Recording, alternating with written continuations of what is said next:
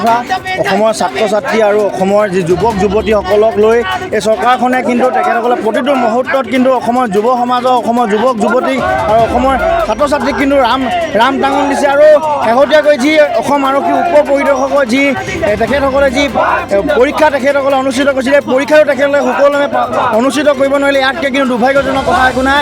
অসম আৰক্ষীৰ উপ পৰিদৰ্শকৰ লিখিত পৰীক্ষাৰ প্ৰশ্ন কাকত ফাদিল হোৱা ঘটনা আৰু লিখিত পৰীক্ষা সুকলমে অনুষ্ঠিত কৰিব নোৱাৰাৰ প্ৰতিবাদত আজি সমগ্ৰ ডিব্ৰুগড় জিলাতে আছুৱে সাব্যস্ত কৰে প্ৰতিবাদ।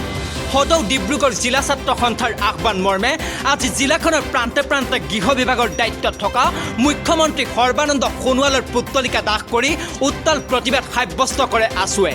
জিলাৰ অন্যান্য প্ৰান্তৰ লগতে নাহৰকটীয়াতো আছুৱে মুখ্যমন্ত্ৰীৰ পুত্তলিকা দাহ কৰি প্ৰতিবাদ সাব্যস্ত কৰে।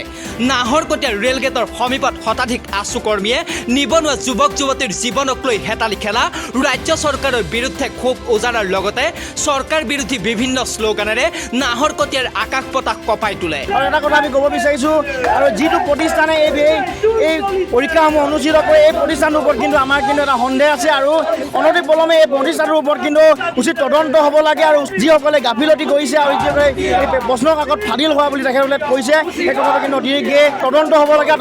উচিত তদন্ত কৰি কিন্তু দোষীক দৃষ্টান্তমূলক শাস্তি প্ৰদান কৰিবলৈ আমি আজি নাহৰকটীয়া আঞ্চলিক ছাত্ৰ সন্থাই এই কাৰ্যৰ যোগেদি আমি দাবী জনাইছোঁ।